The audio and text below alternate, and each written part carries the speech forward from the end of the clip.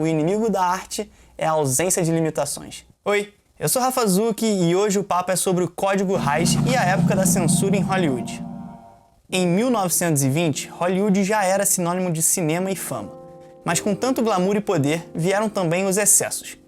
Escândalos envolvendo o uso de drogas, festas extravagantes e até assassinatos com atores famosos fizeram o público e a imprensa começarem a enxergar Hollywood como um ambiente imoral e perigoso. A situação ficou ainda mais complicada com a chegada do cinema falado. Os filmes começaram a abordar temas mais ousados, o que aumentou ainda mais a pressão por parte de grupos conservadores. Naquela época, o cinema ainda era visto somente como um negócio, não como arte. Ou seja, a tal liberdade de expressão da primeira emenda não se aplicava aos filmes. Com medo de perder o controle da indústria para o governo, os estúdios, que mandavam em tudo, desde roteiros a atores, tiveram que agir.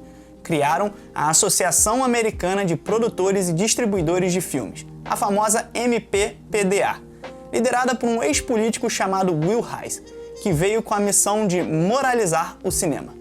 E foi assim que, em 1930, nasceu o Código Hays, um manual do que podia ou não podia aparecer nas telonas. Mas quais temas eram censurados? Quase tudo.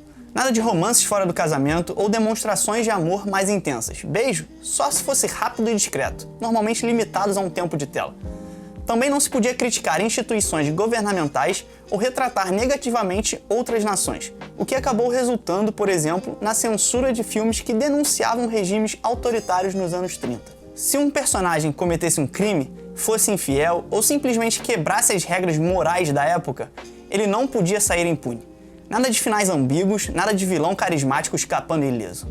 O público precisava sair do cinema com a lição de moral bem clara. O código surgiu como uma resposta à pressão moralista de grupos religiosos e políticos conservadores, que acusavam o cinema de corromper os valores da sociedade americana. Muitos dos que apontavam o dedo para Hollywood estavam acobertando ou até mesmo participando de grupos extremistas, cujas ações criminosas eram motivadas por ideologia e fanatismo religioso, e não pelo cinema. Mas se tem algo que eu amo na arte, é a capacidade de se reinventar para driblar os desafios. E você, já assistiu algum filme dessa época e achou sem graça, com atuações rígidas quando se tratavam de romances e crimes, ou a falta de sangue num suposto tiro, e até mesmo moralista demais, sem muitas críticas? Já tinha parado para pensar que tudo isso fazia parte de um contexto onde os artistas tinham que ser criativos o suficiente para falar de temas importantes, sem esbarrar nas regras da época? E como eles conseguiram fazer isso? Esse é um papo para um próximo vídeo onde vamos falar como os diretores se reinventaram para alcançarem os clássicos atemporais. Afinal, como disse Orson Welles,